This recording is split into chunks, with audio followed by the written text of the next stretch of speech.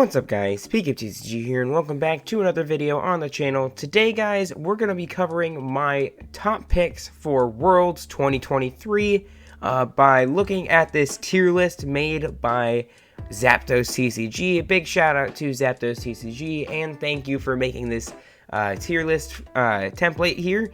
But today we're going to be looking at this tier list and look at the best and the worst decks for Worlds. What you should expect to see performing well at Worlds, and what you should probably not even consider expecting at all. So we'll go over each one, we'll talk about each one, but I think that there is a lot of solid choices this year, and they're all pretty different for the most part, which makes me a bit, which makes me pretty excited, compared to what the format was like just a little bit ago, pre-Paldea Evolved.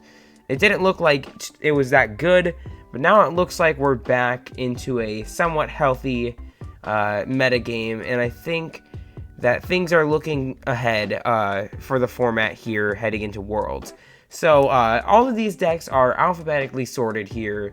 So we're going to go in each one by one, and we're going to break down each and every single deck here and get an idea of where they fall in this tier list. So first off on the list, we have Arceus V-Star, Aerodactyl V-Star, and honestly, don't play this deck. Arc Aerodactyl, this is, I believe, Arc Keys, was really good in the early, like, Scarlet and Violet days when it started popping up, because it was still a very, like, V-reliant format, and, like, the Clef Keys could stop Comfeys and Cramorants and stuff like that. Radiant Greninja, I believe, is also affected by it. And it was just a really good way to stop your opponent until you were set up. And then you would go, like, and if you were able to use Aerodactyl V-Star's V-Star power, then you just completely, like, lock up your opponent when it comes to abilities. So, I mean, it was good then, but now that we're heading into a more, like, EX centralized format with less and less Vs being played, and ones that are being played are ones that can, like, that don't really have a problem with Aerodactyl, it's just not worth it anymore to try doing this anymore. So I would not play this deck at all. Aerodactyl V-Star has 240 and put the top 3 cards of your deck in your loss zone, which is just pretty bad in my opinion. So I don't think anyone's gonna be playing Aerodactyl. At least nobody sensibly should be trying to play Aerodactyl. Arcdura Umbreon. This one I'm putting in tier 1. Arcdura Umbreon has definitely seen a lot of success lately because of its triple threat, with Arceus being able to be the energy accelerator and attacker, and being able to use Starbirth, Duraludon being able to wall off special energy users, and dealing a solid 220 shredding attack, and Umbreon being able to do knock out psychic Pokemon with weakness, and being able to act as a gusting option and an alternative attacker. Arcdura Umbreon looks like a really solid deck heading into Worlds because it's very well rounded. Umbreon Flying Pikachu. I actually want to cover this on the channel coming up here. I think that this is tier 2. It's not at the same level just because swapping out Duraludon for Pikachu is good. Because, like, it walls off stuff like Chien-Pao, United Wings, Miraidon, that sort of stuff. It, like, walls off those basic, central, like, those basic heavy decks. But it does lose that bigger damage, and it loses pretty much all the time in the mirror. So, it's good, but I wouldn't say it's exactly what we're looking for right now. Maybe in a few sets before rotation, it will be a good. If we get, like, more good basics, then this could be Pikachu could be a really good card heading into the next little bit here. But right now it's just tier 2, and I'm okay with that. Regidrago. tier 2. I'd say tier 2 because I know that this deck can work. Especially with new dragon types like Noivern EX coming out and stuff like that. I think Arc Regidrago, it just needs to get set up properly. But the way it is right now, it's very shaky, and it's not to be shamed at all, and it's not to be like underrated or or overlooked, I guess. But it's not 100% defined yet. It's not like people haven't found the best way to play it yet. So I think giving it maybe a little bit more time to fully formulate and fully get that thing going. I think Arc Regidrago eventually could make its way up to tier 1, but it's still a really good deck. Arctina. I want to put Arctina, honestly, in tier 1. I kind of want to put Arctina here. The reason why is because Giratina V-Star is just so crazy. And we'll talk about Giratina V-Star later more. But Arctina is just really good because 280 is a really good number to hit. Especially if you have Choice Belt in your Arctina deck, which I'm assuming you do. It has good disruption. Just everything about Arctina is really good. It does have a few common pitfalls. It loses in a matchup against Lost Tina like 9 times out of 10. But for the most part, Arctina is just a really solid pick going into Worlds. And I think that we'll see a good number of people trying to play this deck. Chien-Pao Baxcalibur. I would say Chien-Pao is at the top of tier 2. Chien-Pao was like the hype deck going into Paldea Evolved, and it kind of lived up to the hype. It wasn't like a Reshiram and Zekrom situation where it just kind of fell off immediately as soon as people realized, oh, this isn't as good as we thought it was. But it's still an incredibly strong deck, and it definitely can hold its own. So I would say that Chien-Pao is high tier 2, maybe like really low tier 1. I'll put it in high tier 2 just so that way you're able to see that a little bit better. But I think that Chien-Pao could see maybe a few spots in like top 16 or whatever, just because it's a good deck if it gets going. If it doesn't, it is terrible. If your opponent is able to kind of get rid of all your Baxcaliburs way too early, that's also just terrible, and it really falls into those common pitfalls because of its heavy reliance on Baxcalibur. Darkrai V-Star, I'll put that in tier 3. Excuse me. Darkrai V-Star in tier 3. Reason why Darkrai is in tier 3 is because, yeah, it's a really good deck. It lost a little bit of its mojo over time. I mean, losing tools as from Star Abyss is not the end of the world, but it definitely would make a difference a little bit.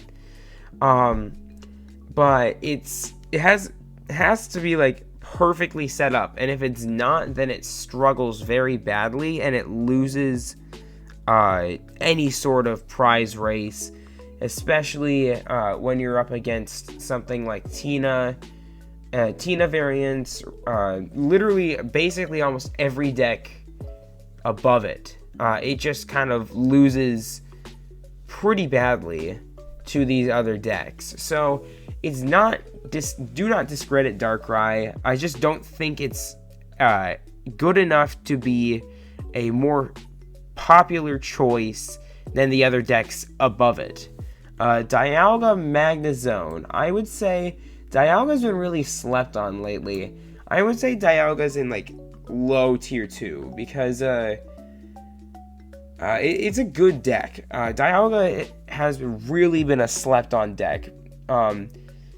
But I think it still is ever since we lost Metal Saucer, like Dialga has been a little bit more clunky and like way more reliant on Magnezone.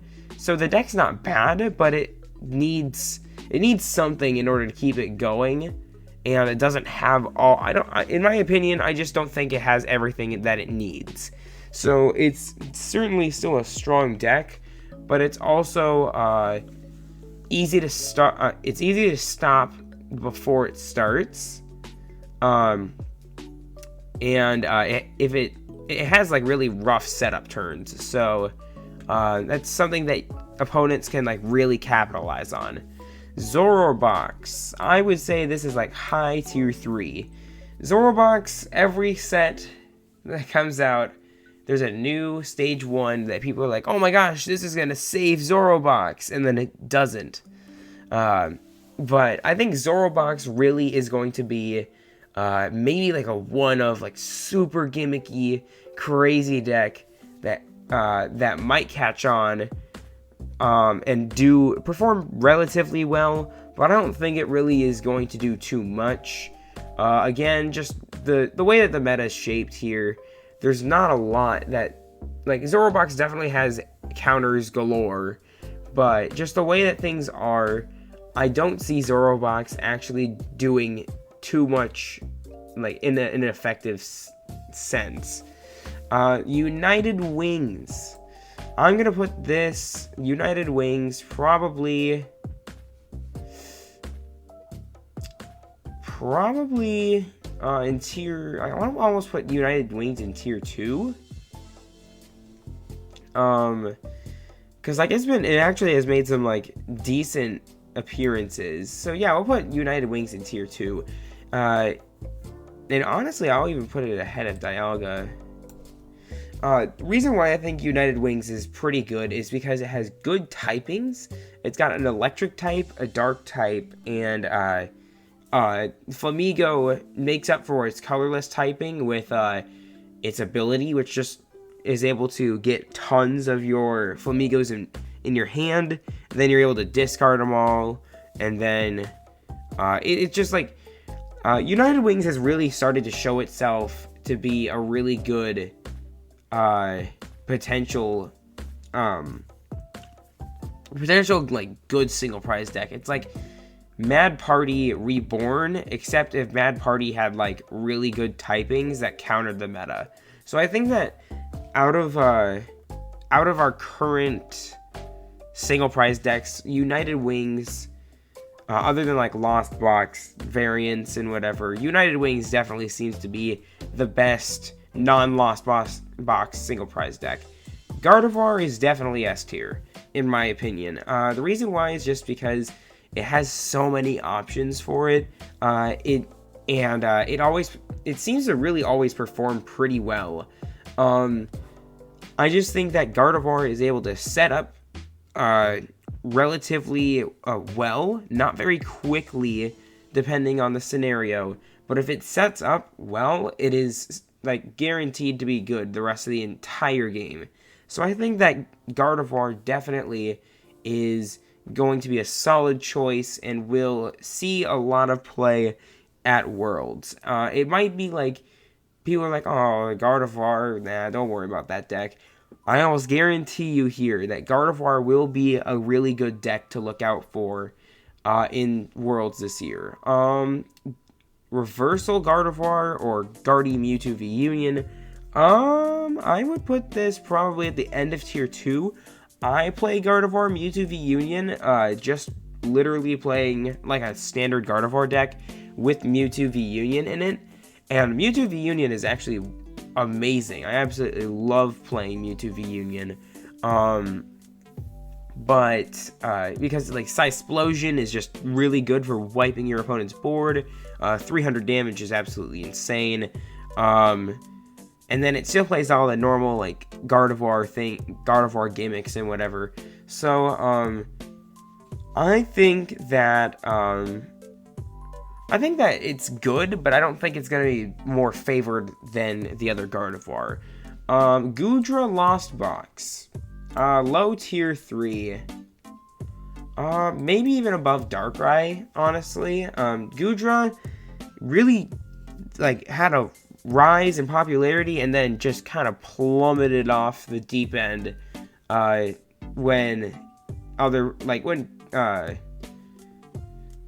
when Duraludon and other attackers and like Chi and Pao and whatever just started rising up out of the woodwork here, and it really made Goodra's role obsolete. But there's still plenty of matchups that Goodra can hit where it's not like terrible. Looking at this list, there actually is not too many. Like, I guess United Wings and Arc Flying Pika are maybe the only two matchups where Goodra is actually favorable, and those two are like maybe meta-ish decks. They're like kind of like that, what they are, tier 2 sort of decks. So that's a little bit worrying for Goodra, but I still think because of its lost box potential, especially with the single prize Zamazenta, I think that Goodra could see like we could see a couple Goodras at Worlds. Lost box, S tier. Excuse me.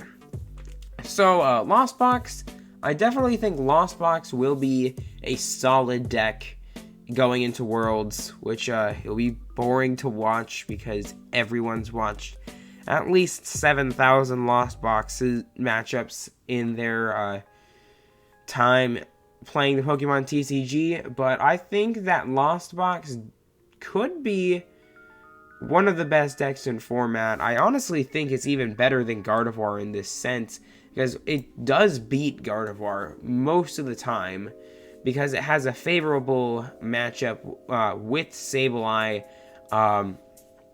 being able to just pick off any of those Gardevoir, or anything that Gardevoir damages with Psychic Embrace, and then just having all the options to be able to take on almost all these other decks just makes it a really good choice for Worlds.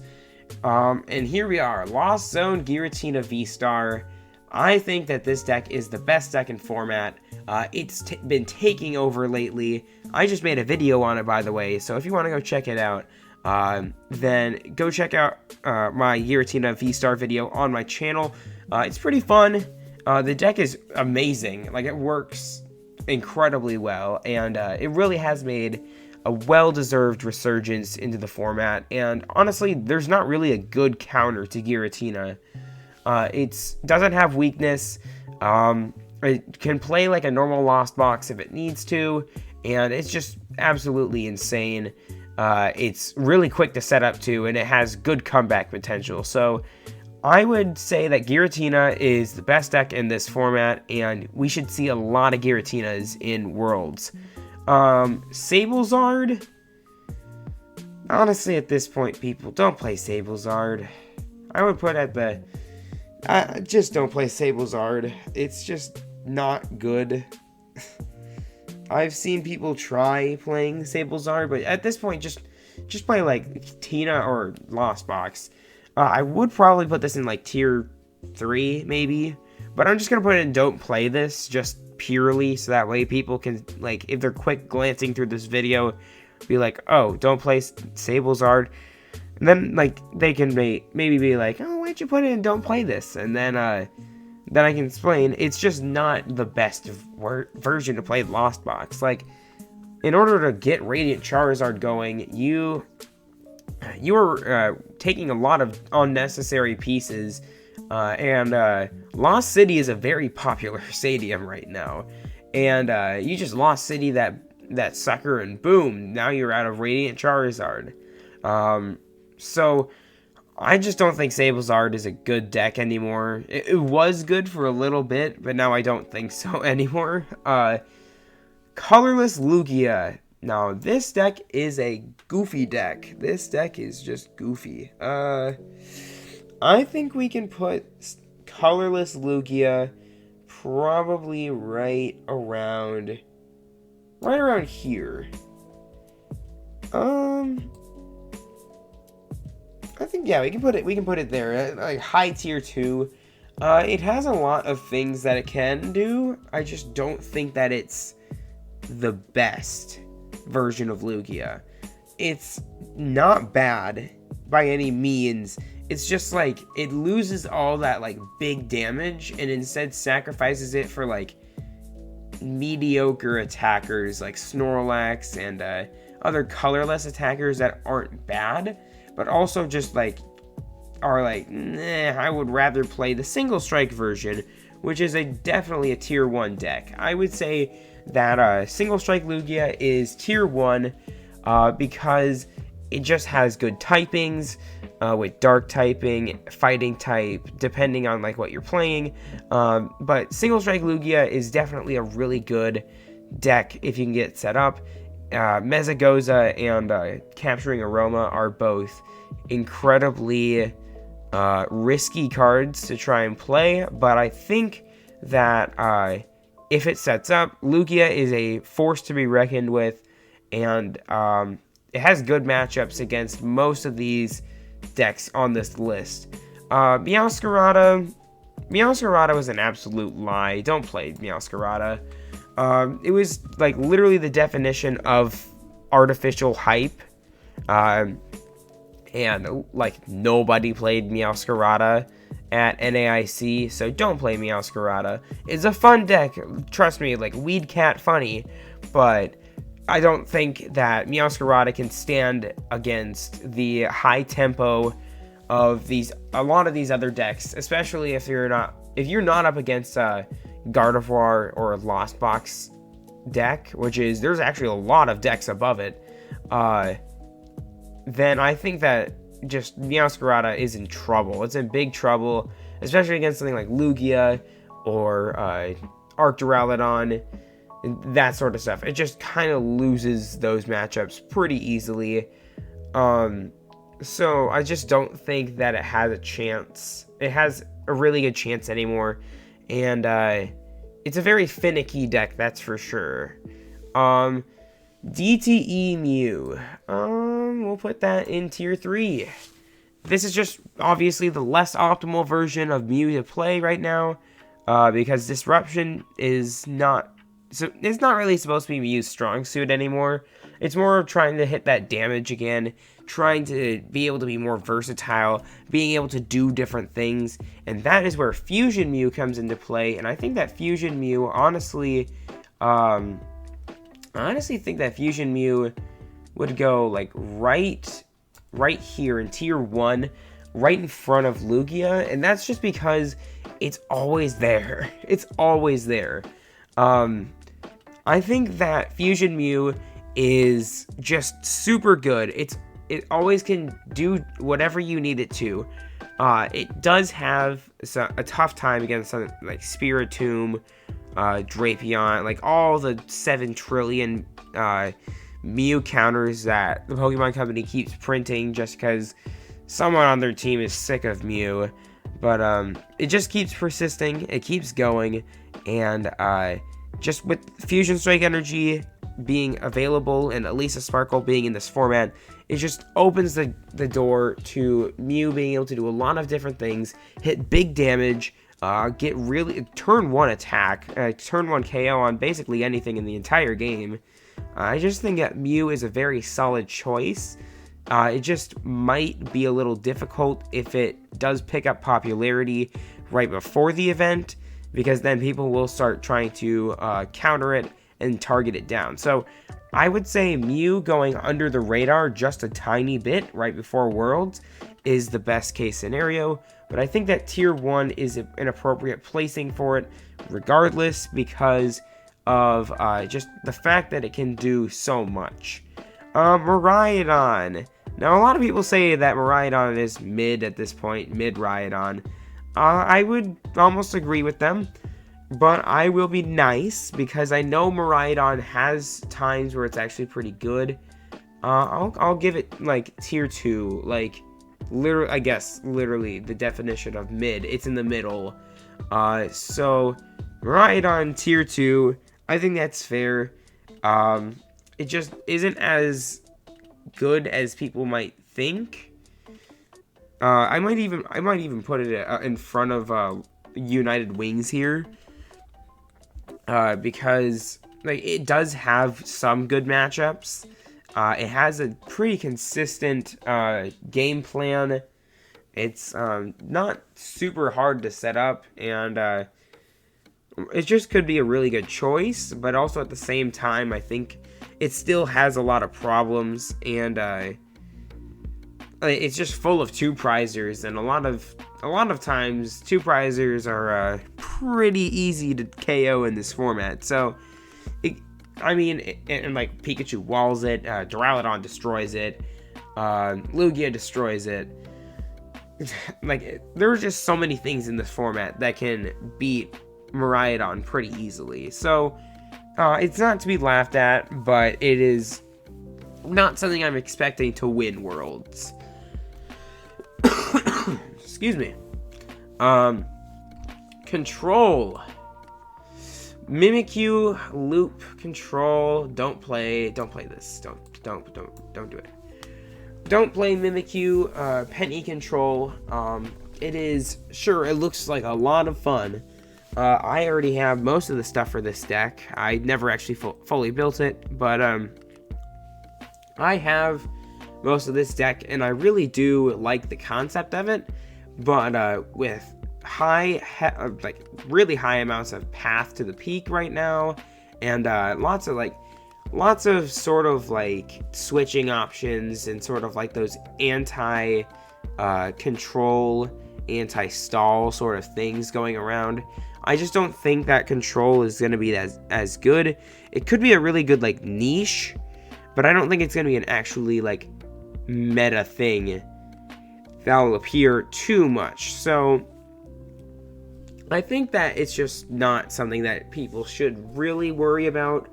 But if you're in a match against it, then you definitely need to worry. But you should not worry that you're gonna hit like more than one control, because I have not seen a single control deck for a very long time. Same for a Snorlax control, which we'll do next. I would say Snorlax control is in tier 3, right in front of Zorobox, because this deck has been like picking up popularity again. I've been looking at my YouTube metrics lately, and I've been seeing that my Snorlax video is starting to get a lot more views all of a sudden. Like, it seems that there's been like a small resurgence in popularity with this deck, so definitely could be something people are eyeing. But I would say it's like tier 3. Just once again, there's just so many switch outs right now in the game, and it's not always as easy to get everything set up the way you want to. Regis.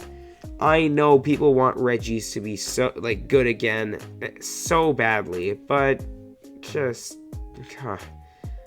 don't play Regis, guys. I know you want it back. I despise Regis with a passion. I thought it was one of the most annoying decks ever, but I still respect it, and I just don't think it's good. It's lost a lot of its luster, especially by losing all that special energy that made it really good. Losing Ordinary Rod, that sort of stuff, just makes it not good at all. If you get it set up, sure, it could be really good. But I think losing stuff like Quick Ball, Ordinary Rod, that sort of stuff, and like all the energies, just makes Regis just a shell of its former self. So don't play Regis. It's not good. I guess maybe, just maybe for those Reggie believers, here, we can put it in, we'll put it in tier 3, just for you Reggie believers out there. Because I know a few of my followers and friends on Twitter do like this deck, and they would probably get a little mad at me if I didn't do that. So, Shadow Rider, I'm going to put Shadow Rider in tier 3. I'm not going to put in Don't Play This, because, personal bias just a little bit. But I think, like, Shadow Rider does have, it does have potential. There's a lot of dark types in the format right now. But I think that if it gets lucky, it could get some good results in.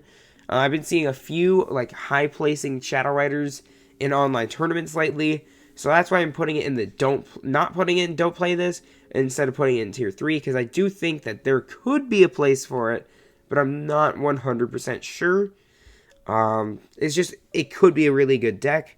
Ting Lu. This deck is this deck is so goofy. Tier 3. Tier 3 with you. Here, go to Tier 3.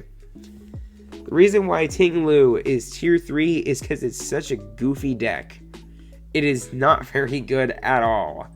I can't tell you how many Ting Lus I faced in TCG Live lately, and I've just won every single time.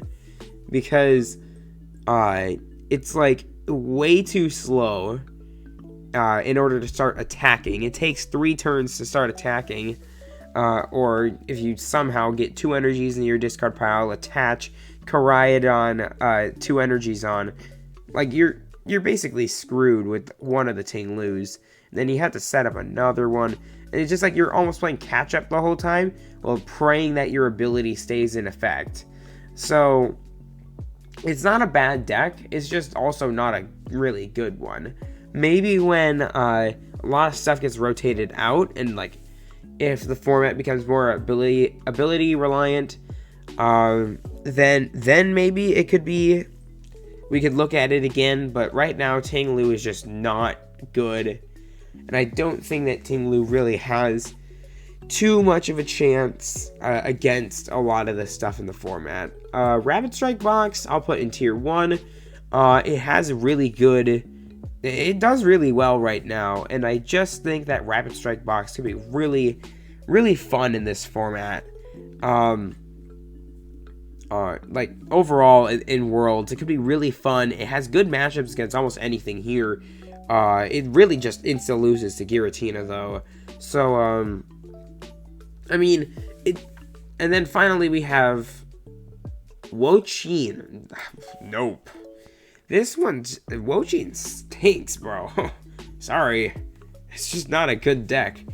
But honestly, looking at this meta right now, it's almost anyone's game. Except for this. Just don't play these guys. But looking at this tier list, it is anyone's game. I think that the way that the format is going right now with Paldea and then Obsidian Flames coming up, this is going to be a pretty interesting Worlds. I believe Worlds is only going to go to Paldea, so no Obsidian Flames.